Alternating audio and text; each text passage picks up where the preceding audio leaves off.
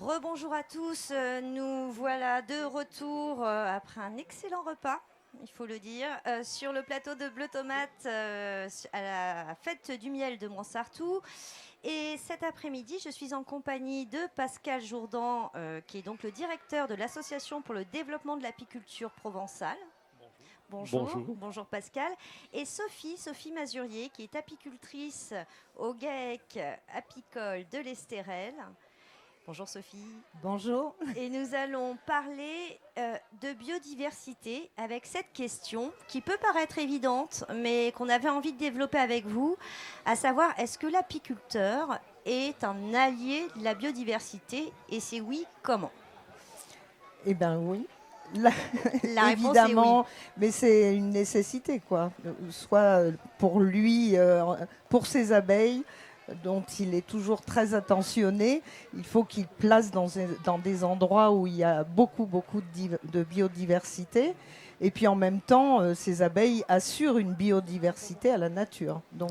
Alors peut-être expliquer comment les abeilles, comment l'apiculteur, ce circuit entre les abeilles, l'apiculteur et la biodiversité, comment tout ça fonctionne. Oui, je peux prendre le relais. Il faut revenir au rôle des insectes pollinisateurs, dont l'abeille mellifère. Les abeilles sont indispensables pour un certain nombre de plantes à fleurs, pour transporter le pollen de fleur en fleur, pour assurer justement une diversité génétique. C'est la base de la biodiversité. Et donc, pour faire en sorte que les fleurs s'adaptent en permanence au changement de milieu, au changement de situation, il faut qu'il y ait des croisements qui se fassent de fleur à fleur. Et ces croisements, pour la plupart des fleurs, sont assurés par les abeilles ou les insectes pollinisateurs via le pollen qu'elles transportent sur leur corps quand elles plongent dans les fleurs, non pas pour nager, mais simplement pour aller collecter le nectar qui est au fond de la corolle des fleurs. Et donc leur corps se couvre de pollen et elles vont, en passant de fleur en fleur, transporter ce pollen de fleur en fleur. Et donc par ce biais-là, elles assurent le maintien de la biodiversité. Alors, on sait que la biodiversité ne se porte malheureusement pas très bien, mais comment se portent les abeilles? Alors les abeilles, c'est vrai qu'elles sont stressées souvent par l'environnement, par les changements climatiques, etc. Et par le manque de biodiversité, c'est certain. Mais ça, c'est aussi le rôle de l'apiculteur, d'essayer de placer ses abeilles là où il y a de la ressource. Et plus il y a des ressources diverses, meilleur c'est pour la santé des abeilles et donc de l'apiculteur. Est-ce que ça veut dire que l'apiculteur va être obligé de transhumer de plus en plus? Il Pas a toujours transhumé, mais Surtout en Provence, c'était surtout en vraiment France. traditionnel puisque de toute façon, à partir du mois de mai, il n'y a presque plus rien à manger pour les abeilles. Donc on est obligé de suivre les fleurs et de monter en altitude ou de changer de région puisque les apiculteurs professionnels peuvent aller jusqu'au Jura, Ouais. ceux de Provence.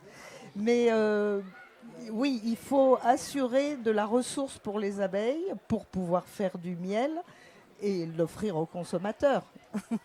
Alors c'est vrai, peut-être deux petits mots sur la transhumance, parce que c'est un phénomène que les gens connaissent peu, c'est-à-dire qu'un apiculteur, effectivement, il n'est pas avec ses ruches sur un site tout au long de l'année.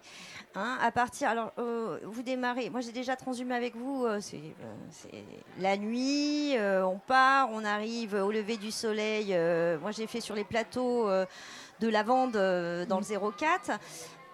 Pascal, tu peux nous redonner un petit peu le circuit de la transhumance? Alors, on a ce qu'on appelle l'apiculture traditionnelle pour la Provence, en tout cas. Oui, On pour va la parler que de la Provence. Provence, parce Oui, que, bon, on est en Provence. évidemment, le circuit traditionnel, c'est les colonies hivernes sur la bande littorale, enfin, au moins dans les départements du littoral. Et puis, les apiculteurs, effectivement, au mois de début mai ou fin mai, suivant les cas, vont charger leur ruche sur le camion et puis les amener plus en altitude, c'est ce que disait Sophie, hein, plus en altitude, c'est-à-dire vers les Alpes de Haute-Provence ou les Hautes-Alpes, voilà, dans ces secteurs où c'est le début du pissenlit et puis des floraisons de montagne. La suite de ça, c'est que les colonies, en général, profitent. Ça ne veut pas dire qu'ils récoltent du miel, mais les colonies profitent bien de, de cette ressource et elles sont tout à fait prêtes par la suite à descendre sur la lavande Donc voilà, et le circuit se finit sur la lavande avant de rapatrier les ruches au mois de septembre-octobre Sur le vers littoral. le littoral. Ouais. Sachant que la petite modification actuelle, c'est la présence du frelon asiatique qui lui fait du mal à la biodiversité, ça on peut le dire, Alors, et ce qui frelon. empêche les apiculteurs de descendre trop tôt vers le littoral. Ouais. Alors ce frelon, on en est où? Il est toujours là? Il est toujours aussi menaçant? On trouve des solutions? Pour l'instant, non. On peut le dire très, Il faut, Donc, il faut oui, vivre oui, avec. très humblement. Oui, il est toujours là et pour l'instant, non, on n'a pas vraiment de solution. Il faut apprendre à vivre avec pour le moment. Il faut s'adapter. Mm. Alors, peut-être parler de biodiversité, effectivement, c'est aussi parler de cette biodiversité qu'on retrouve dans vos miels, dans les miels. Pascal, tu as fait tout à l'heure, d'ailleurs tu étais en direct pour l'atelier de dégustation. Est-ce qu'on peut rappeler un peu cette chance, cette diversité de miel que nous avons dans notre région? Dresser peut-être un petit panel au travers des paysages. Écoutez, c'est une différence de terroir. Hein. C'est vrai que la Provence couvre des terroirs très différents, des terrains acides, calcaires, des zones de semi-montagne, des zones de grande culture, puisque la lavande, ça peut être considéré comme une grande culture. Donc on a affaire à des milieux très différents, une végétation très différente, et donc les abeilles tirent parti, fort heureusement, du pollen aussi, puisqu'on est une région où on peut récolter beaucoup de pollen, et donc de certains miels qu'on arrive à séparer. On fait des toutes fleurs, mais on peut faire des miels très différents aussi et d'excellente qualité. Ça, c'est une chance en Provence. Hein. On peut peut-être rappeler ce qu'est un miel toute fleur, hein, parce que c'est le miel de toutes les fleurs, non? Alors, toute fleur, c'est évidemment un mot un peu usurpé parce que c'est jamais toutes les fleurs. Mais bon, c'est une dénomination que l'apiculture a pris pour elle et puis qu'elle garde, voilà. On pourrait dire polyfloral, ça serait le terme plus juste et plus scientifique. Mais en fait, ça pourrait être plusieurs choses. Un miel toute fleur, c'est d'abord le miel qui est ramassé par les abeilles, récolté par les abeilles devant une prairie de montagne, par exemple, avec une multitude de fleurs qui fleurissent en même temps, avec une concentration de la floraison. Donc, effectivement, toutes les plantes sont pressées de fleurir avant que l'hiver ne revienne. Et donc, là, voilà, les abeilles collectent le nectar sur l'ensemble des fleurs. Donc, voilà, on fait un miel toute fleur.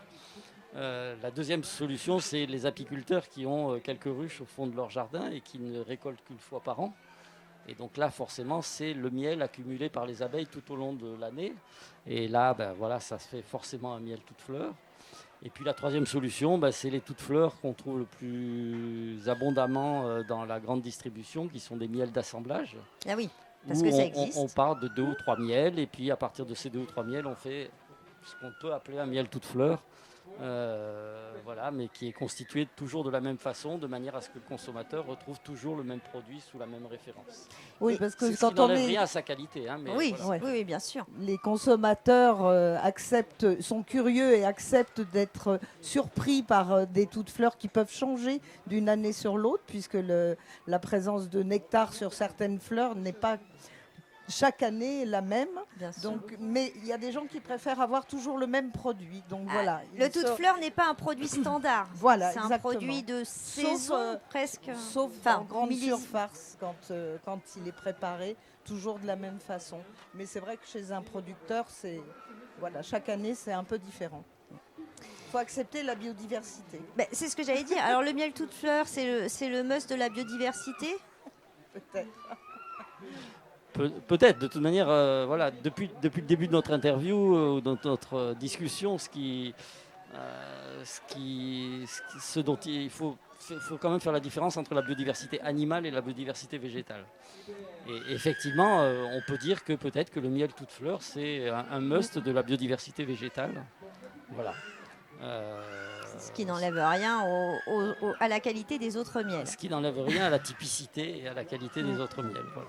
Très bien. Alors, longue vie à l'apiculture en Provence, longue vie aux apiculteurs alliés de cette biodiversité, alliés des abeilles. Vous vivez avec elles tout au long de l'année, vous les chérissez, vous veillez sur elles. Je vous ai vu, j'ai travaillé avec vous avec beaucoup d'amour. Nous, on adore les apiculteurs chez Bleu Tomate. Les enfants aussi, visiblement.